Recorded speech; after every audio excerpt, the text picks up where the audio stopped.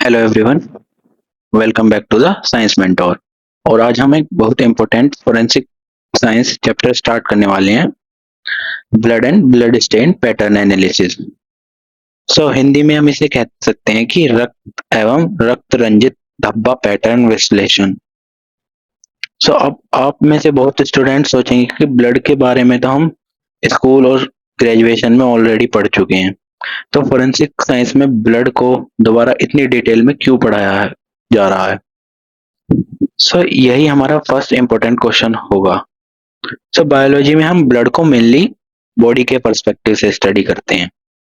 हम पढ़ते हैं कि ब्लड क्या है, आरबीसीज क्या हैं, डब्ल्यूबीसीज क्या हैं, क्या करते हैं, और हेमोग्लोबिन क्या है, ब्लड क्लोटिंग कैसे होती है। लेकिन फोरेंसिक साइंस में हम एक एडिशनल क्वेश्चन पूछते हैं कि क्राइम सीन पर मिला ब्लड हमें क्राइम के बारे में क्या बता सकता है। और यहीं से फोरेंसिक ब्लड एग्जामिनेशन इंटरेस्टिंग हो जाता है। फोरेंसिक साइंटिस्ट के लिए ब्लड सिर्फ एक रेड कलर्ड लिक्विड नहीं होता। Blood can provide a necessary information like biological information, chemical information, identification information and reconstructive information. For example, crime scene पर ब्लड स्टेन मिला। अब हम क्वेश्चन पूछ सकते हैं कि क्या ये एक्चुअली ब्लड है, क्या ये ह्यूमन ब्लड है, या फिर इस ब्लड स्टेन को सिर्फ सरफेस पर डिपॉजिट किया गया है, या ब्लड स्टेन पैसिव फॉल से बना है, ट्रांसफर से। क्या इम्पैक्ट हुआ था, ब्लड किस डायरेक्शन में ट्रेवल कर रहा था, और मल्टीपल स्टेन्स का सोर्स अप्रोक्सीमेटली कहाँ हो सकता है। और सुटेबल बायोलॉजिकल मटेरियल अवेलेबल होने पर डीएनए एनालिसिस से किस इंडिविजुअल से एसोसिएशन एस्टेब्लिश हो सकती है। तो आज हम ग्रेजुअली इन कंसेप्ट को अंडरस्टैंड करेंगे, लेकिन directly blood stain pattern analysis पर जंप नहीं करेंगे। First we need to understand blood itself, because अगर ब्लड की बायोलॉजी क्लियर नहीं होगी तो फोरेंसिक इंटरप्रिटेशन भी क्लियर नहीं होगी। Today our first objective is to understand blood. Okay, जैसे आप देखते हैं चैप्टर का नाम है blood and blood stain pattern analysis. इस चैप्टर में ब्रॉडली हम दो पार्ट में इमेजिन कर सकते हो। पहला पार्ट है कि ब्लड के फंडामेंटल्स। यहाँ हम ब्लड की बायोलॉजी पढ़ेंगे, ब्लड क्या है, कंपोजिशन क्या है, प्लाज्मा क्या है, आरबीसीज क्या है, डब्ल्यूबीसीज क्या है, प्लेटलेट्स क्या है, हेमोग्लोबिन क्या है, ब्लड ग्रुप्स क्या होते हैं। पार्ट टू होगा ब्लड स्टेन पैटर्न एनालिसिस। यहाँ हम क्राइम सीन पर ब्लड के स्टेन्स को इंटरप्रेट करेंगे। फॉर एग्जाम्पल, अगर वॉल पर एक एलोंगेटेड ब्लड स्टेन है तो हम उस स्टेन की length, width, shape and orientation को एग्जामिन करके ब्लड के डायरेक्शन और एंगल के बारे में इंफॉर्मेशन ऑब्टेन कर सकते हैं।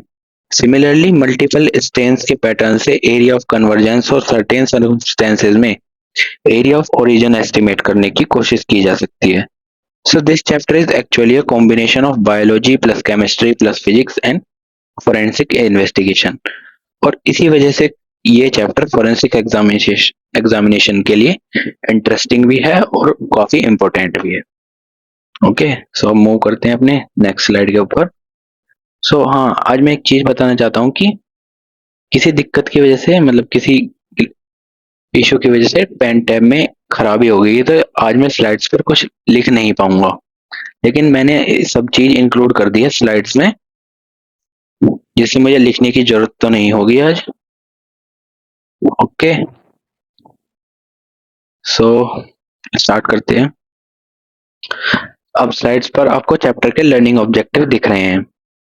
मैं इन ऑब्जेक्टिव को आपको समझाता हूँ। मैं एक्सप्लेन करूंगा कि एग्जाम और फोरेंसिक इन्वेस्टिगेशन के पर्सपेक्टिव से ये इंपॉर्टेंट क्यों है। सबसे पहला हमारा ऑब्जेक्टिव है define blood and describe its composition. सबसे पहले हम बेसिक डेफिनेशन आनी चाहिए। ब्लड क्या है? ब्लड की specialised connect blood is a specialised connective tissue, ऐसा हम बोलते हैं। उसे हम पढ़ेंगे आगे जाके डिटेल में। इसमें लिक्विड मैट्रिक्स होता है, प्लाज्मा, और उसमें फॉर्म्ड एलिमेंट सस्पेंडेड होते हैं। फॉर्म्ड एलिमेंट होते हैं RBC, WBC, platelets. So simple equation है कि ब्लड जो है वो प्लाज्मा और फॉर्म्ड एलिमेंट से बनता है। तो ये बेसिक इक्वेशन आपको याद रहनी चाहिए। और अभी हम देखेंगे ब्लड के बारे में और उसके कंपोजिशन के बारे में डिटेल में आगे चल के। ओके, सो ब्लड का लिक्विड लिक्विड कंपोनेंट होता है प्लाज्मा। ओके, इस चीज को याद रखेंगे और अभी हम आगे से डिटेल में पूरा पढ़ेंगे कि प्लाज्मा क्या होता है, सब चीजों के मैंने। ऑब्जेक्टिव 2 है हमारा फंक्शन ऑफ ब्लड, यानी function of blood in the body. Body blood का फंक्शन क्या सिर्फ ऑक्सीजन ट्रांसपोर्ट करना है? सो ऐसा नहीं है। ब्लड के फंक्शन को ब्रॉडली 3 कैटेगरीज में समझे सकते हैं, जैसे कि पहला है ट्रांसपोर्ट, ऑक्सीजन, न्यूट्रिएंट्स, हार्मोन्स और वेस्ट प्रोडक्ट का ट्रांसपोर्ट करता है। दूसरा regulation, body temperature, pH and fluid balance maintain करने में कंट्रीब्यूशन देता है। ओके,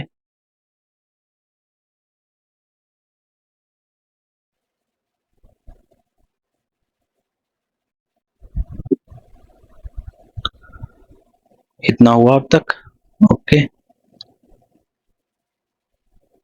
उसके बाद प्रोटेक्शन। ओके, सो प्रोटेक्शन में हम देखेंगे कि इम्यून डिफेंस और ब्लड क्लोटिंग। तो एक सिम ये सब चीजें हम अभी डिटेल में कवर करेंगे। ओके, तो function of the blood in the body हम कवर करेंगे। उसके बाद उसके बाद आता है third objective which is RBCs, डब्ल्यूबीसीज एंड प्लेटलेट्स। सो ये ब्लड के फॉर्म्ड एलिमेंट्स होते हैं। ओके, आरबीसीज ऑक्सीजन सपोर्ट के लिए, डब्ल्यूबीसी इम्यून डिफेंस के लिए, प्लेटलेट्स हेमोटेसिस और क्लॉट फॉर्मेशन के लिए। सो यहाँ एक इंपॉर्टेंट वर्ड है हेमोस्टेसिस।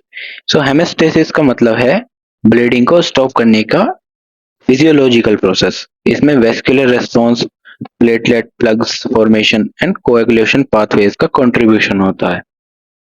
अभी हम देखेंगे इन सब चीजों के बारे में एक्स डिटेल में। उसके बाद आता है ABO and Rh blood group system.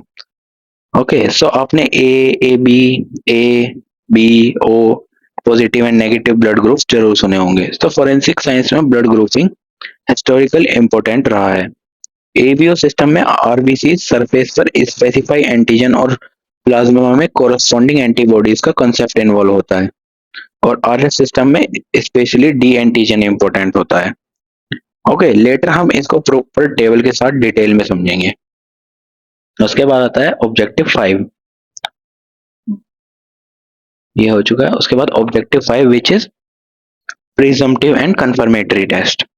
सो ये फोरेंसिक साइंस का इंपॉर्टेंट डिस्टिंक्शन है। सपोज क्राइम सीन पर एक रेडिश ब्राउन स्टेन है, तो क्या हम सिर्फ कलर देखकर बोल सकते हैं कि ये ब्लड है?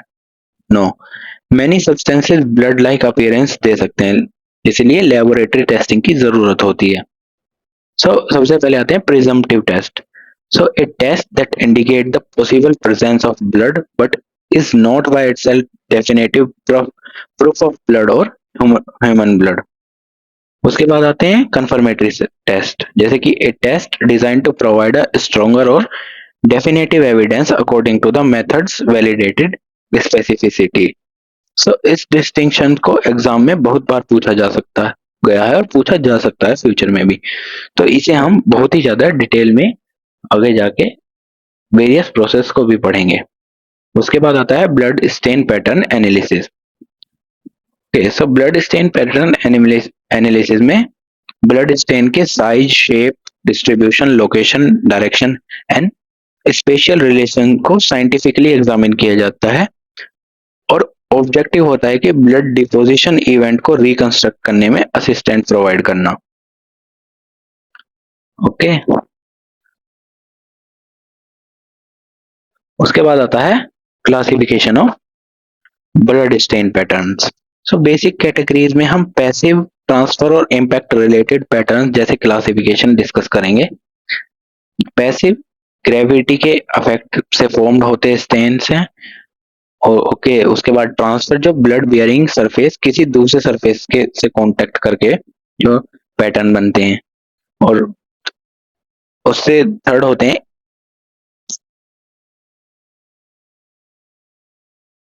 और थर्ड होता है इम्पैक्ट रिलेटेड, यानी एक्सटर्नल फोर्स के इफेक्ट से ब्लड ड्रॉपलेट जनरेट हो सकते हैं।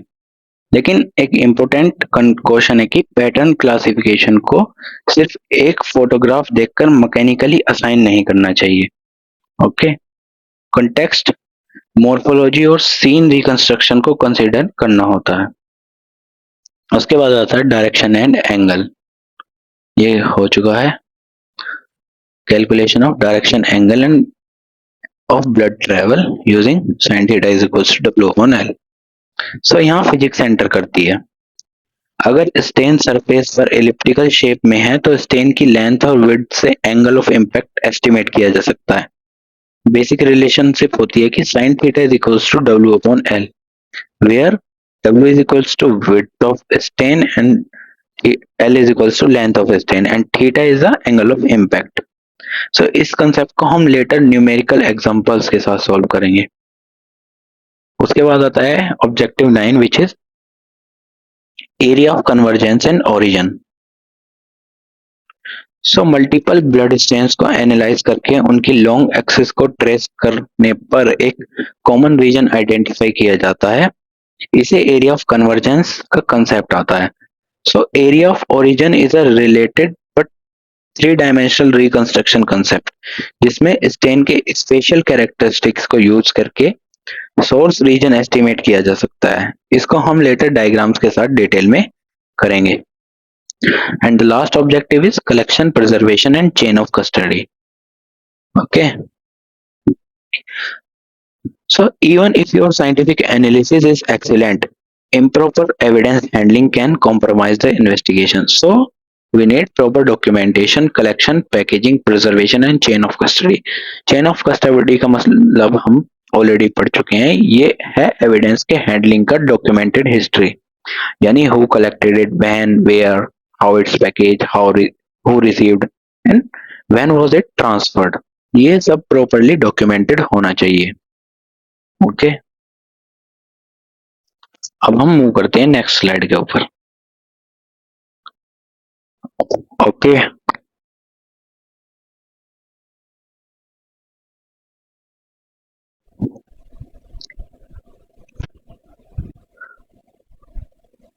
तो अब एक्चुअल कंटेंट स्टार्ट होता है यहाँ से। मैं आपसे अगर एक क्वेश्चन पूछता हूँ कि, या मैं आपसे एक पूछूं, या अगर मैं कहूँ कि ब्लड इज अ फ्लूइड, सो क्या ये कंप्लीट करेक्ट स्टेटमेंट है? तो आंसर है नो, ये पार्शियल स्टेटमेंट है। ब्लड का एक मेजर कंपोनेंट फ्लूइड होता है which is plasma, but blood itself is classified as a connective tissue. क्यों? Because it consist of cells और formed element suspended in a fluid extracellular matrix. Okay, so blood is a specialized connective tissue, fluid matrix, plasma, and formed elements RBCs, WBCs, and platelets. Okay, so this is the only overview of the blood. अभी हम blood को detail में पढ़ेंगे slides में। Okay, तो यहाँ पे आती है कि why is blood important in forensic science. अब हम इसे देखेंगे। हम चैप्टर के मोस्ट इंपोर्टेंट क्वेश्चन में से एक डिस्कस अब यहाँ पे करेंगे।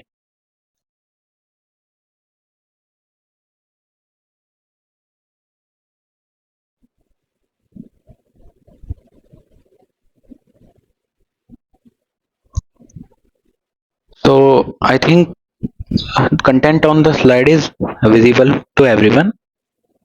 So why is blood important in forensic science? So imagine करो एक क्राइम सीन है, एक रूम के फ्लोर पर ब्लड स्टेन है, डोर के पास कुछ स्टेन्स हैं, एक वेपन नियर बाय पड़ा हुआ है और सस्पेक्ट के क्लोथ पर रेडिश ब्राउन स्टेन्स मिलते हैं। सो अब इन्वेस्टिगेशन टीम के पास एक मल्टीपल क्वेश्चन है कि क्या फ्लोर पर जो स्टेन है वो ब्लड है? अगर ब्लड है तो ह्यूमन ओरिजिन का है। क्वेश्चन 3 आता है कि क्या डिफरेंट लोकेशन से के स्टेन एक कॉमन इवेंट से रिलेटेड हो सकते हैं। फिर क्वेश्चन नंबर 4 आता है कि क्या स्टेन पैसिव ड्रिपिंग से बना है। फिर क्वेश्चन नंबर 5 आता है कि क्या ब्लड किसी ऑब्जेक्ट या क्लॉथ के कांटेक्ट से ट्रांसफर हुआ है, या फिर क्या इम्पैक्ट इवेंट हुआ था। और उसके नेक्स्ट क्वेश्चन आता है कि क्या बायोलॉजिकल एनालिसिस पॉसिबल है। एंड द लास्ट क्वेश्चन आता है कि क्या डीएनए प्रोफाइल ऑब्टेन की जा सकती है। यानी फोरेंसिक ब्लड एग्जामिनेशन बहुत ही इंपॉर्टेंट है। ओके, सो ब्लड एक बायोलॉजिकल एविडेंस है। बायोलॉजिकल एविडेंस का मतलब है कि ऐसा एविडेंस जो बायोलॉजिकल मटेरियल कंटेन करता है। Okay, so blood is a biological element, evidence. So blood के अलावा बायोलॉजिकल एविडेंस में saliva, semen, hair, tissues, bones and other biological materials भी आते इंक्लूड हो सकते हैं. सो ब्लड को पर्टिकुलरली यूजफुल है बिकॉज क्राइम सीन पर रिलेटिवली कॉमनली ये मिल जाता है. अब इसका कंट्रीब्यूशन क्या है इन्वेस्टिगेशन में, हम ये देखेंगे. One of the most common encountered form of biological evidence, क्योंकि आसानी से मतलब ज्यादातर क्राइम सीन्स पर मिल जाता है. सो ब्लड एविडेंस इन्वेस्टिगेशन में डिफरेंट वेज से कंट्रीब्यूट कर सकता है. सबसे पहले identification. So first determine where the stain is consistent with blood. Okay, उसके बाद आता है इंक्लूजन और exclusion of suspect. Okay, so DNA analysis when suitable can help associate और एक्सक्लूड इंडिविजुअल्स. उसके बाद event reconstruction. Okay, blood stain patterns can provide information relevant to reconstructing event. उसके बाद आता है कोरोबोरेशन. उससे पहले डीएनए एनालिसिस, फिर कोरोबोरेशन और टेस्टिमनी, यानी ब्लड फाइंडिंग्स में सपोर्ट और challenge other evidences. But remember, blood evidence should be interpreted with the complete case context. Okay, so forensic evidence chain होती है कि राइट साइड में स्लाइड के जो आपको दिख रही होगी. स्टेप 1 है ब्लड स्टेन डिस्कवर्ड, यानी क्राइम सीन से एग्जामिनर स्टेन ऑब्जर्व करता है. उसके बाद स्टेप 2 होता है डॉक्यूमेंटेशन, यानी before disturbing the evidence proper documentation is critical. Photograph, notes, measurement and scene mapping can be used. उसके बाद थर्ड आता है कलेक्शन, यानी सैंपल्स को सुटेबल मेथड से कलेक्ट किया जाता है. देन स्टेप 4 लेबोरेटरी एग्जामिनेशन, यानी सैंपल लेबोरेटरी में एग्जामिन होते हैं. उसके बाद आता है स्टेप 5, यानी identification. Testing determine what can scientifically be conclude about the stain. And the step 6 is DNA and other analysis. तो सुटेबल बायोलॉजिकल मटेरियल अवेलेबल होने पर डीएनए प्रोफाइलिंग या अदर एग्जामिनेशन पॉसिबल हो सकती है. And then step 7 is interpretation, यानी finally laboratory findings को तीन सर्कमस्टेंसेस के कॉन्टेक्स्ट में इंटरप्रेट किया जाता है. ओके, सो सबसे पहले डिस्कवरी, फिर डॉक्यूमेंटेशन, फिर कलेक्शन, फिर लैब एग्जामिनेशन, फिर आइडेंटिफिकेशन, फिर DNA and other analysis, then interpretation. Okay, so suppose stain को कलेक्ट करने से पहले फोटोग्राफ नहीं किया गया, तो प्रॉब्लम क्या हो सकती है.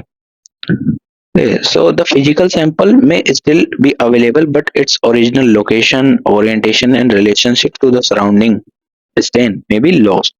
That's why documentation is critical. Okay, so अब हमने यहाँ तक कवर कर लिया. अब हम नेक्स्ट स्लाइड के ऊपर चलते हैं. Okay, so अब आती है what is blood.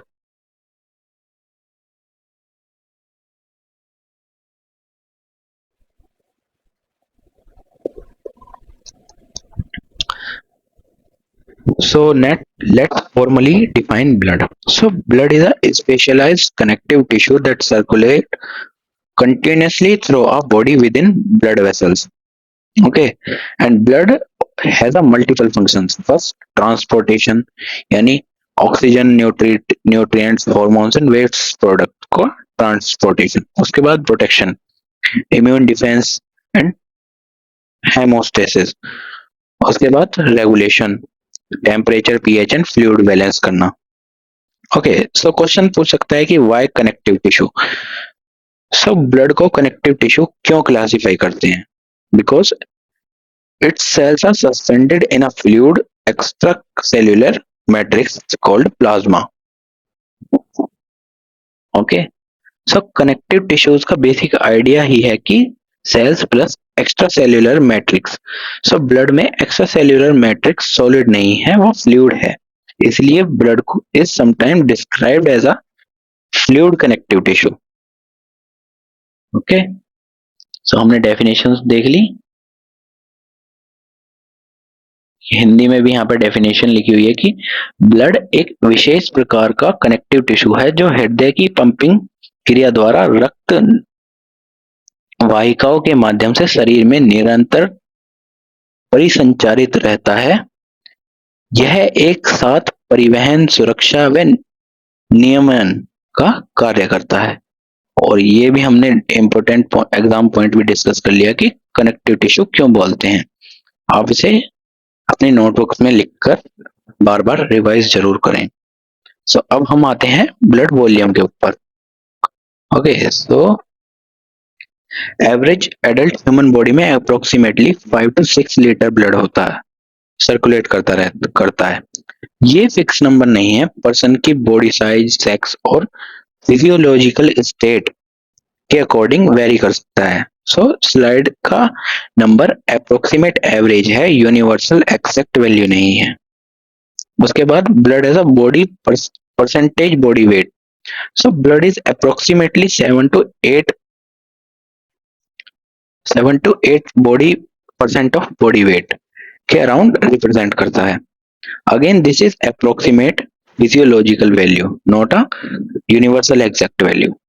उसके बाद आते हैं ब्लड के टेम्परेचर पर। Blood temperature, so blood temperature approximately 38 degree Celsius के अराउंड होता है। सो बॉडी टेम्परेचर और सर्कुलेटिंग ब्लड टेम्परेचर को एग्जैक्टली सेम नंबर समझना जरूरी नहीं है, बिकॉज लोकल मेजरमेंट और फिजियोलॉजिकल कंडीशंस वेरी कर सकती हैं। उसके बाद आता है blood pH. So normal atrial blood pH is approximately 7.35 to 7.45। सो यानी ब्लड स्लाइटली एल्कलाइन होता है। ये रेंज टाइटली रेगुलेटेड होती है। अगर ब्लड पीएच सिग्निफिकेंटली चेंज हो जाए तो सेल्यूलर फंक्शन इफेक्ट हो सकता है। Okay, so blood is a specialised connective tissue और जिसके अंदर फ्लूइड मैट्रिक्स होती है, प्लाज्मा, और इसके फंक्शंस होते हैं ट्रांसपोर्ट करना, रेगुलेशन और protection. Volume approximately 5 to 6 litre. Body weight percentage body weight is 7 to 8%, and the pH is approximately 7 point, no, pH is vary between 7.35 to 7.45। Okay, उसके बाद आता है temperature which is 38 degree centigrade या 38 degree Celsius. Okay, यहाँ पे आप note पढ़ सकते हैं ये जो लिखा हुआ है, और इसको अपनी नोटबुक में लिख सकते हैं और बार बार इसे रिवाइज जरूर करें। अब हम मूव करते हैं अपनी नेक्स्ट स्लाइड के ऊपर। Okay, so the next slide is composition of blood. Now let's divide blood into a major components.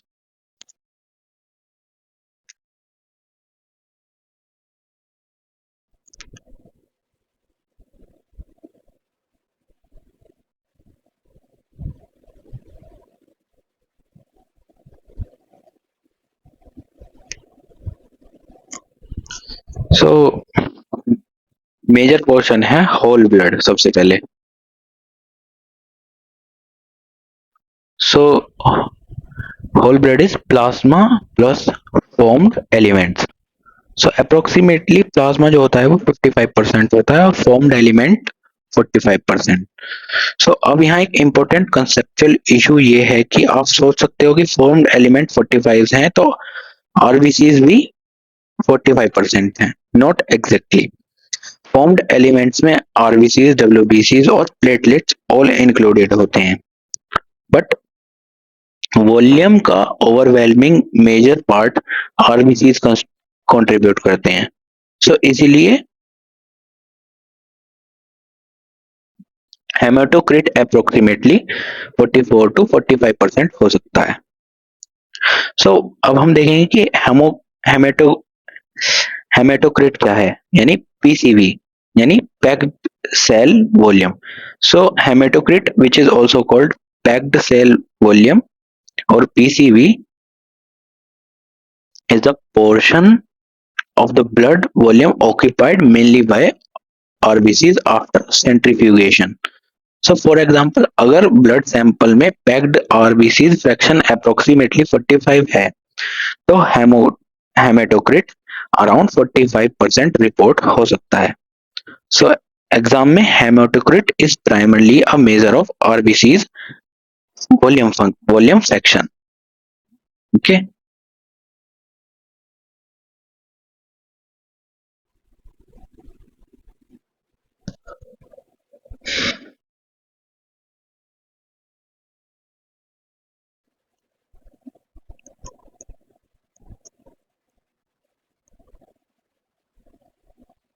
सो आपको हेमाटोक्रिट पीसीवी के बारे में समझ में आया है? मैं एक बार फिर रिपीट कर देता हूँ कि हेमाटोक्रिट जो होते हैं उनको हम पैक्ड सेल वॉल्यूम या पीसीवी भी बोलते हैं, और ये ब्लड का वो पोर्शन होते हैं जो मेनली आरबीसीज ऑक्यूपाई करते हैं आफ्टर सेंट्रीफ्यूगेशन। सो अगर ब्लड सैंपल में पैक्ड आरबीसीज फ्रैक्शन अप्रोक्सीमेटली 45 है तो हेमाटोक्रिट अराउंड 45 रिपोर्ट हो सकता है। Okay, so hematocrit is primarily a measure of RBC's volume fraction. तो RBC's वॉल्यूम फ्रैक्शन को ही हेमेटोक्रिट या पीसीवी यानी पैक्ड सेल वॉल्यूम कहते हैं। ओके, सो यहाँ पे दिया हुआ है कि प्लाज्मा क्या है। तो plasma is 55% which is pale yellow liquid portion of the blood. About 90 to 92% carries water and protein, hormones, nutrients and waste. उसके बाद फॉर्म्ड एलिमेंट्स होते हैं जो कि 45% है, जो सेल्यूलर कंपोनेंट होते हैं आरबीसीज, डब्ल्यूबीसीज and platelets. RBCs alone can make up 44%। This is called haematocrit और पीसीवी। ओके, सो आप ये पाई चार्ट देख सकते हैं। सो अब हम मूव करते हैं अपनी नेक्स्ट स्लाइड के ऊपर। सो यहाँ पे एक एग्जाम ट्रैप में एक इंपॉर्टेंट पॉइंट दिया हुआ है कि formed element is not equal to only RBCs, डब्ल्यूबीसीज और प्लेटलेट्स। ओके, सो ये दिया हुआ है कि फॉर्म्ड एलिमेंट्स जो हैं वो ओनली आरबीसीज नहीं होते, वो डब्ल्यूबीसीज और प्लेटलेट्स भी also called formed elements. So they are simply contribute under 1% of the total volume, while RBCs alone account 44%। Move करते हैं नेक्स्ट स्लाइड के ऊपर। सो अब हम प्लाज्मा के बारे में डिटेल में यहाँ पर पढ़ेंगे।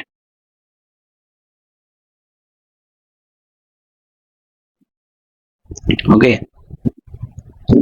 सो plasma is a liquid matrix of the blood, यानी fresh plasma generally pale yellow और स्ट्रोक कलर्ड अपीयर होता है। अप्रोक्सीमेटली 19 to 92% प्लाज्मा वाटर होता है। बट प्लाज्मा सिर्फ वाटर ही नहीं है, वाटर के अंदर मल्टीपल डिसॉल्व सब्सटेंस प्रेजेंट होते हैं। Okay, so plasma is a strong pale yellow liquid matrix of the blood obtained after removing all cellular elements. It forms roughly 55% of the total blood volume and it's about 90 to 92% water. Okay, so plasma रक्त का हल्के पीले रंग का वह तरल भाग है जो सभी कोशिकाओं तत्वों को हटाने के बाद प्राप्त होता है। यह कुल रक्त आयतन का लगभग 55% होता है और इसमें लगभग 90 to 92% वाटर होता है।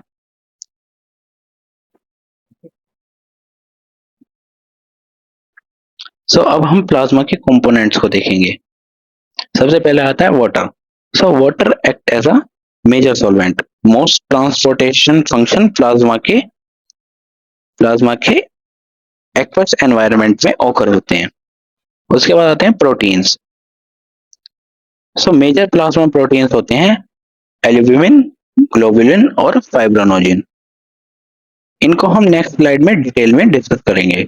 ओके, उसके बाद आती है इलेक्ट्रोलाइट, यानी प्लाज्मा में इलेक्ट्रोलाइट्स प्रेजेंट होते हैं। For example Na positive, K positive, Ca2 positive, Cl negative, HCO3 negative. So these are the most important for osmotic balance, nerve function, muscle function and acid base balance. Okay, so अब next है nutrients. So glucose, amino acid, lipids and other nutrient tissue तक transport होते हैं plasma के द्वारा। उसके बाद आते हैं हॉर्मोन्स। तो हॉर्मोन्स एंडोक्राइन ग्लैंड से रिलीज होकर ब्लड के थ्रू टारगेट टिश्यू तक रीच करते हैं, तो हॉर्मोन्स यहाँ पर। उसके बाद आते हैं dissolve gases. So small quantities में गैसेस डिजोल्व होती हैं, हो सकती हैं, जैसे O2, CO2 एंड N2। उसके बाद आते हैं waste product. So metabolic waste product such as urea, uric acid, creatinine blood के थ्रू एक्सक्रेटरी ऑर्गन्स तक ट्रांसपोर्ट होते हैं। उसके बाद कलेक्टिंग फैक्टर, क्लोटिंग फैक्टर। सब प्लाज्मा में मल्टीपल क्लोटिंग प्रोटीन प्रेजेंट होते हैं। इस इनका कोऑर्डिनेशन एक्टिव कोएगुलेशन कैस्केड का पार्ट होता है।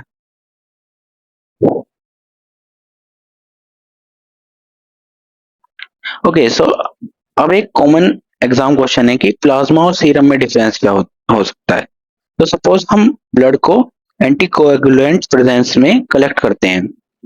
सेल सेपरेट करने के बाद जो लिक्विड पोर्शन मिलता है वो तो होता है प्लाज्मा। ओके, हम जब ब्लड को एंटीकोएगुलेंट के प्रेजेंस में कलेक्ट करते हैं तो सेल सेपरेट करने के बाद जो लिक्विड पोर्शन मिलता है वो तो होता है प्लाज्मा, और इसमें क्लोटिंग फैक्टर प्रेजेंट होता है। बट अगर ब्लड को क्लोट होने दिया और क्लोट रिमूव कर दिया और रिमेनिंग फ्लूइड जो होता है उसे सीरम कहते हैं। सीरम में फाइब्रोनोजन लार्जली एब्सेंट और कंज्यूम्ड होता है along with other clotting component that participate in clot formation। Okay, यहाँ पे फोरेंसिक नोट दिया हुआ है कि plasma minus fibrinogen is called serum. Okay, so serologically blood grouping tests are typically formed on serum, not on whole plasma. A distinction occasionally tested directly. Okay, so blood का जो part होता है plasma, उसके अंदर clotting factor जो present होते हैं। Okay, then serum after clot formation जो फाइब्रोनोजन रिमूव कर दिया गया उसको सीरम बोलते हैं। उसके बाद ओके, सो एक क्वेश्चन आता है कि एंटी कोएगुलेंट ट्रीटेड ब्लड से ऑब्टेन लिक्विड पोर्शन क्या होता है। सो अभी हमने पढ़ा कि एंटी कोएगुलेंट ट्रीटेड ब्लड से ऑब्टेन लिक्विड पोर्शन प्लाज्मा होता है, और क्लोटेड ब्लड के बाद रिमेनिंग लिक्विड जो बचता है उसे सीरम कहते हैं। एक बार मैं फिर रिपीट कर देता हूं कि एंटी कोएगुलेंट ट्रीटेड ब्लड से जो ऑब्टेन लिक्विड होता है उसे प्लाज्मा बोलते हैं, और क्लोटेड ब्लड के बाद रिमेनिंग लिक्विड जो होता है उसे सीरम बोलते हैं। ओके, सो अब हमने ये स्लाइड्स कवर कर ली है। आप साथ के साथ पॉज करके या मैं थोड़ी देर रुक जाता हूँ, आप इसके नोट्स डिटेल्ड में प्रिपेयर कर लीजिए अपने नोटबुक में, जिससे एग्जाम के टाइम पर आपको रिवाइज करने में कोई दिक्कत ना हो और आप इजीली रिवाइज करते रहें। Okay, so let's wait for some time.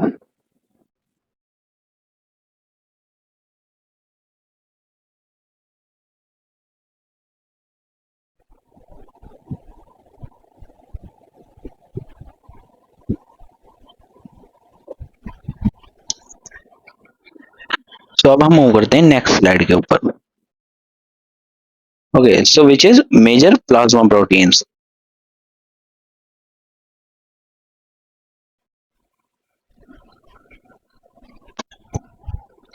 So now we come to three major plasma proteins, which is albumin,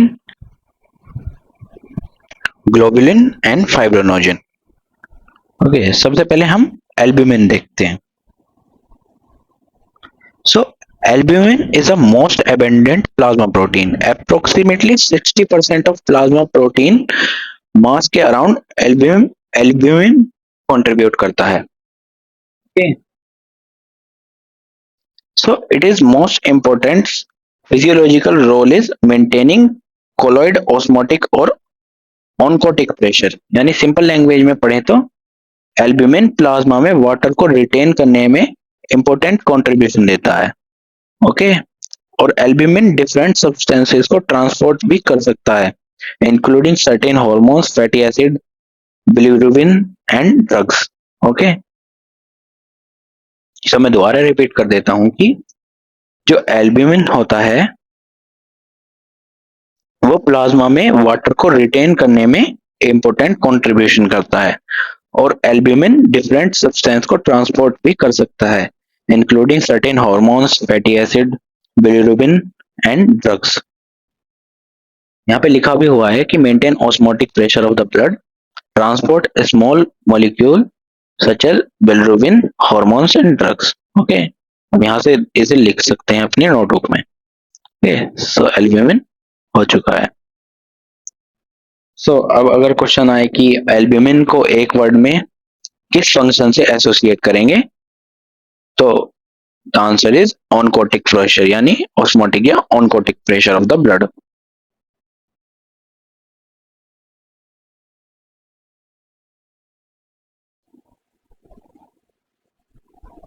उसके बाद आता है globulin. So globulin plasma protein में सेकंड मेजर पार्ट ग्रुप होता है. सो ग्लोबुलिन के डिफरेंट टाइप्स होते हैं. Some are transport protein and immunoglobulin जो होता है वो एंटीबॉडीज यानी इम्यून रिस्पॉन्स में इंपॉर्टेंट है. ओके, सो याद रखिए कि ग्लोबुलिन जो होता है वो इम्यूनिटी प्लस ट्रांसपोर्ट दोनों के लिए इंपॉर्टेंट है. And it contain about 35% of plasma protein, यानी include immunoglobulin and providing immunity plus transport. Globulin carry lipid, iron and hormones. यहाँ पे देख सकते हैं आप स्लाइड में ग्लोबुलिन. उसके बाद आता है फाइब्रोनोजिन. सो फाइब्रोनोजिन एक सोल्यूबल प्लाज्मा प्रोटीन है जो ब्लड कोएगुलेशन प्रोसेस में फाइब्रोनोजिन कन्वर्ट होकर फिब्रिन फॉर्म करता है और फिब्रिन स्ट्रैंड्स क्लोट का स्ट्रक्चरल नेटवर्क फॉर्म करने में हेल्प करते हैं. ओके, सो फाइब्रोनोजिन जो होता है वो approximately 4% of the plasma protein होता है. So soluble precursors of fibrin essential for blood clot formation during hemostasis. Hemostasis. Okay, so मैं एक बार फिर रिपीट कर देता हूँ कि फाइब्रोनोजिन एक सोल्यूबल प्लाज्मा प्रोटीन है जो ब्लड कोएगुलेशन के प्रोसेस में फाइब्रोनोजिन कन्वर्ट होकर फिब्रिन फॉर्म करता है और फिब्रिन स्ट्रैंड क्लोट्स का स्ट्रक्चरल नेटवर्क फॉर्म करने में हेल्प करता है. ओके, सो फाइब्रोनोजिन पहले फिब्रिन में कन्वर्ट होता है, उसके बाद क्लोट फॉर्मेशन करता है. सो अगर आप एक मेमोरी ट्रिक याद कर लें यहाँ पे कि सबसे पहले एल्ब्यूमिन तो pressure, globulin immunity and fibrinogen clotting. Okay, यहाँ पे भी लिखा हुआ है कि albumin pressure and transport, globulin immunity and transport and fibrinogen clotting. Okay, and also the chronological approximately volume order is AFG. सबसे ज्यादा एल्ब्यूमिन, उसके बाद ग्लोबुलिन एंड देन फाइब्रोनोजिन.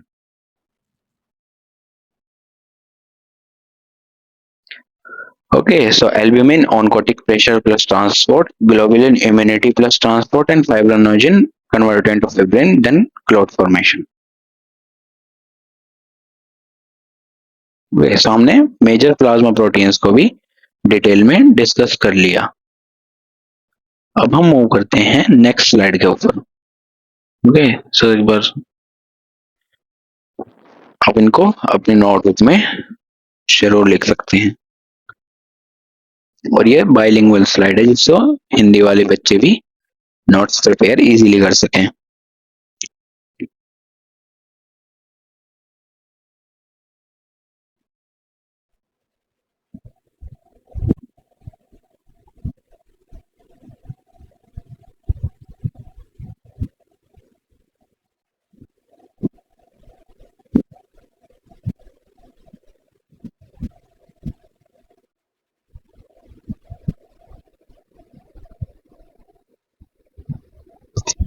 सो अब मूव करते हैं नेक्स्ट स्लाइड के ऊपर, slide 9. Okay, so which is formed elements of the blood. So let's move to the second major components, formed elements. So three main formed elements होते हैं. Red blood cell जिनको बोलते हैं erythrocytes, उसके बाद WBC which is leukocytes, and then platelets which is also called thrombocytes. Okay, so students एक important terminology point है कि प्लेटलेट्स टेक्निकली कंप्लीटली सेल नहीं है. They are cell fragments derived from the megakaryocytes. in the bone marrow. So still conventionally they are concluded among the formed element of the blood. Okay. So the cellular 45% portion of the blood consists of three distinct formed elements, each with a specialized forensic and psychological role. Okay, रक्त का कोशिकीय भाग 45% तीन विशिष्ट formed element से बना है जिनमें से प्रत्येक की अपनी भूमिका है. ओके, सो जो आरबीसीज होते हैं जिन्हें हम एरिथ्रोसाइट्स भी बोलते हैं, इनका प्राइमरी फंक्शन है ऑक्सीजन ट्रांसपोर्ट, यानी haemoglobin is the key protein involve here.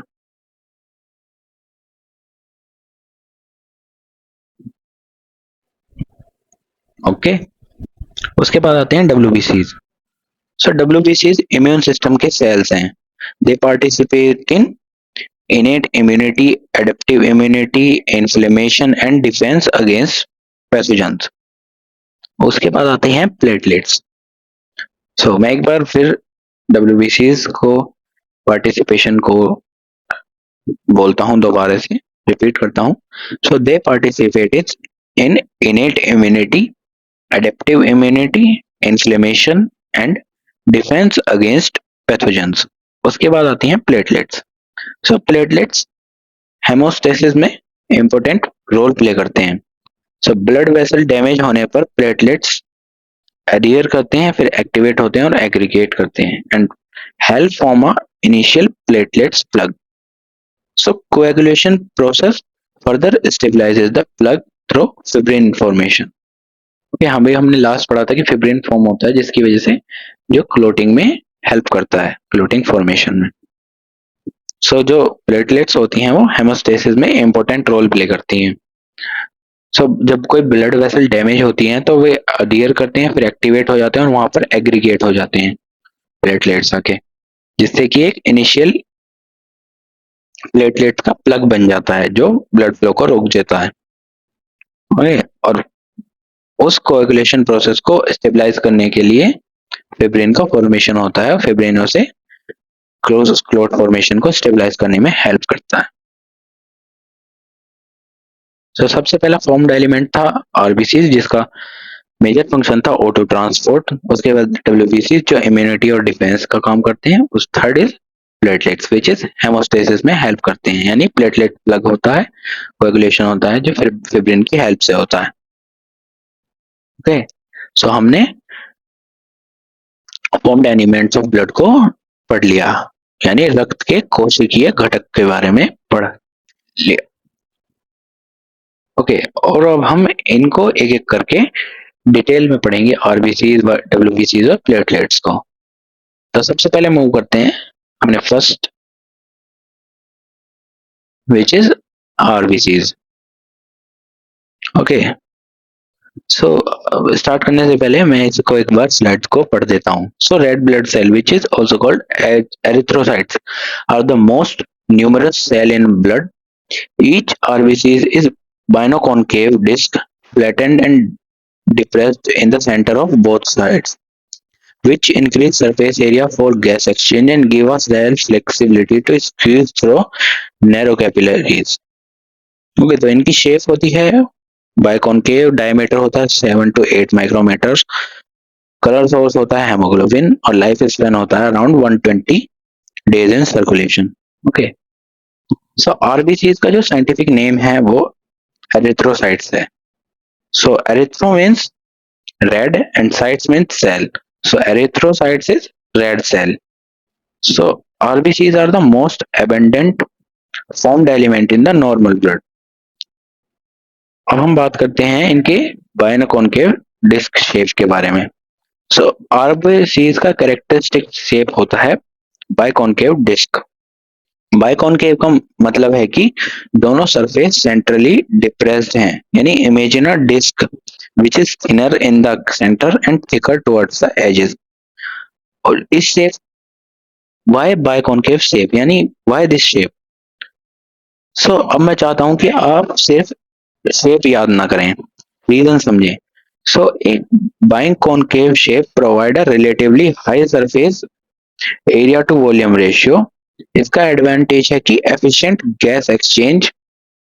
So RBC को ऑक्सीजन बाइंड और रिलीज करना होता है।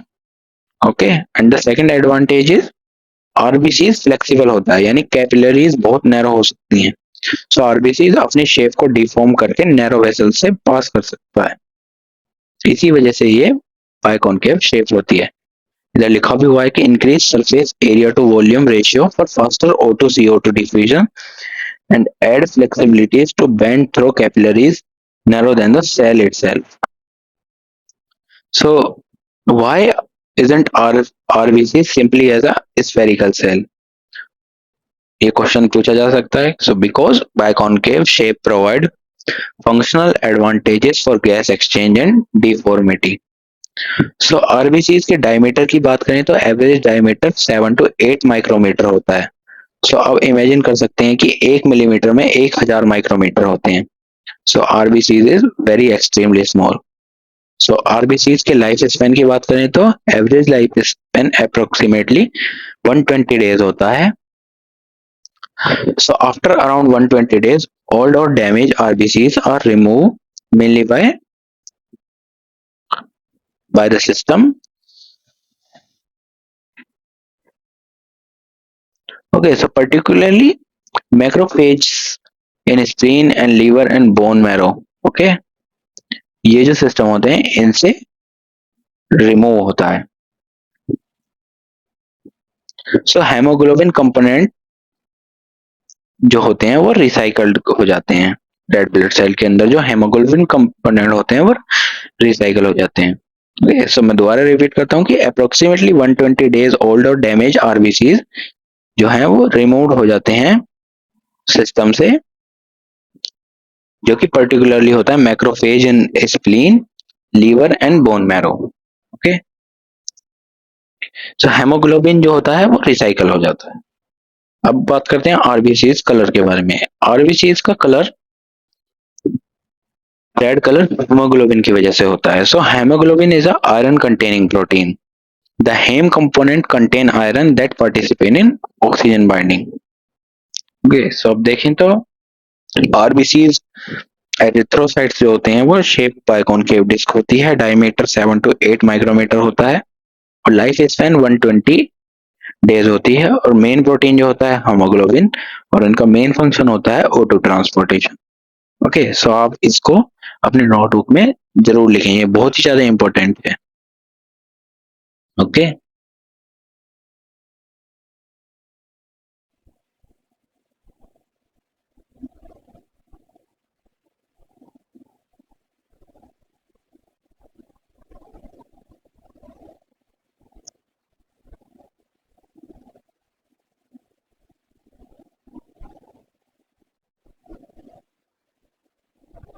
ओके, सो आज के लेक्चर में हमने ब्लड की कंप्लीट बेसिक फाउंडेशन देखी, आरबीसी तक की। हमने देखा कि हम स्पेशलाइज्ड कनेक्टिव टिश्यू क्यों कहते हैं। हमने ब्लड के 2 मेजर कंपोनेंट देखे, प्लाज्मा और फॉर्म्ड एलिमेंट। प्लाज्मा के मेजर कंपोनेंट समझे हमने। 3 इंपॉर्टेंट प्लाज्मा प्रोटीन्स को देखा, which is albumin, globulin and fibrinogen. उनके फंक्शंस को अंडरस्टैंड किया। Then we move toward the formed element RBCs, डब्ल्यूबीसीज एंड प्लेटलेट्स। उसमें हमने आरबीसीज को कवर किया, आरबीसीज को डिटेल में देखा, और डब्ल्यूबीसीज और प्लेटलेट्स हम नेक्स्ट लेक्चर में डिटेल में देखेंगे। और हमने आरबीसीज के बारे की डिस्कस किया, biconcave shape, size, life span, haemoglobin, oxygen transport, absence of nucleus और एब्सेंस ऑफ माइटोकॉन्ड्रिया, जो हम फर्दर स्लाइड्स में डिस्कस करेंगे। और सबसे इंपॉर्टेंट, हमने बायोलॉजी को फोरेंसिक साइंस से कनेक्ट किया, बिकॉज फोरेंसिक साइंस में कंसेप्ट तब कंप्लीट होता है जब आप उसका एप्लीकेशन समझो। सो ब्लड को सिर्फ एक बॉडी फ्लूइड की तरह मत देखो, क्राइम सीन पर ब्लड एक पीस एविडेंस को देखो। सो अब हम नेक्स्ट लेक्चर में इसी फाउंडेशन को यूज करके मूव करेंगे टुवर्ड्स डब्ल्यूबीसीज, प्लेटलेट्स, फिर हम ब्लड आइडेंटिफिकेशन देखेंगे और आरबीसीज को भी और डिटेल में देखेंगे कि न्यूक्लियस प्रेजेंस और एब्सेंस के बारे में। उसके बाद हम फिर कंफर्मेटरी टेस्ट, ब्लड ग्रुप्स और पैटर्न एनालिसिस, काफी कुछ ये लेक्चर अप्रोक्सीमेटली मतलब ये चैप्टर अप्रोक्सीमेटली 6 लेक्चर्स में कवर होगा। ओके, सो लेकिन जो आज हमने पढ़ा वो इस चैप्टर की फाउंडेशन हुई थी। ओके, सो इसे दोबारा से रिवाइज करें सब चीजों को। Okay, so thank you everyone for watching this lecture. Keep learning, keep revising. Okay, और अगर कोई फीडबैक या कुछ आप डाउट पूछना चाहते हैं तो कमेंट सेक्शन या फिर व्हाट्सएप कम्युनिटी, डीएम्स सब ओपन है, आप कहीं भी पूछ सकते हैं। ओके, सो जय Hind and I will see you in a next lecture. Okay.